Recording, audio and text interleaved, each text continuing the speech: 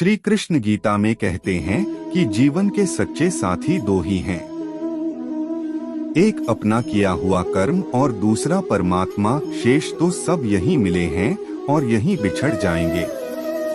श्री कृष्ण कहते हैं कि हमेशा सही के साथ खड़े रहो, भले अकेले ही क्यों ना खड़ा रहना पड़े।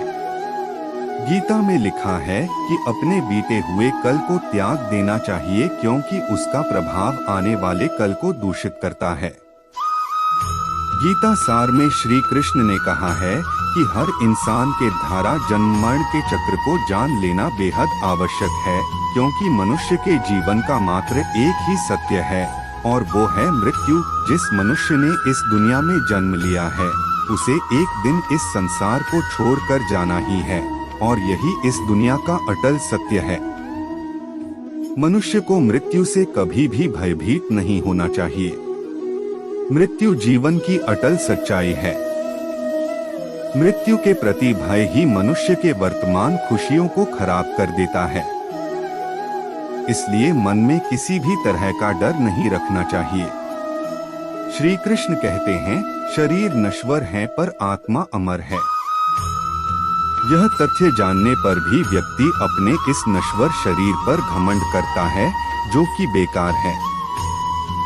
शरीर पर घमंड करने की बजाय मनुष्य को सत्य स्वीकार करना चाहिए। ईश्वर ने हमारे भाग्य में जो लिखा है उसे हमसे कोई नहीं छीन सकता।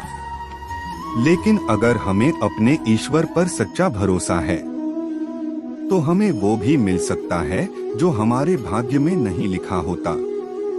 इंसान का मुश्किल वक्त उसके लिए एक दर्पण की तरह होता है, जो हमारी क्षमताओं का दर्शन हमें करवाता है।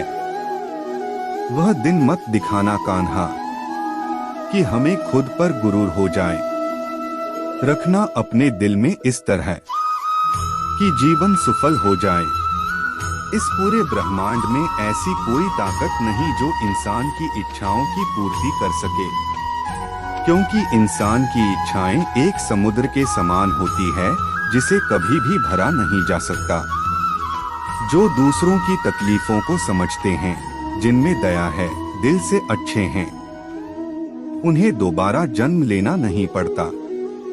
अगर कोई मनुष्य हमारे साथ बुरा कर रहा है तो उसे करने दो, यह उसका कर्म है और समय उसके कर्म का फल उसे जरूर देगा। लेकिन हमें कभी भी किसी के साथ बुरा नहीं करना चाहिए। दुष्ट लोग अगर समझाने मात्र से समझ जाते तो यकीन मानो महाभारत कभी ना होता। श्री कृष्ण कभी भी हमारा हाल नहीं पूछते, पर वो हमारी सब खबर रखते हैं।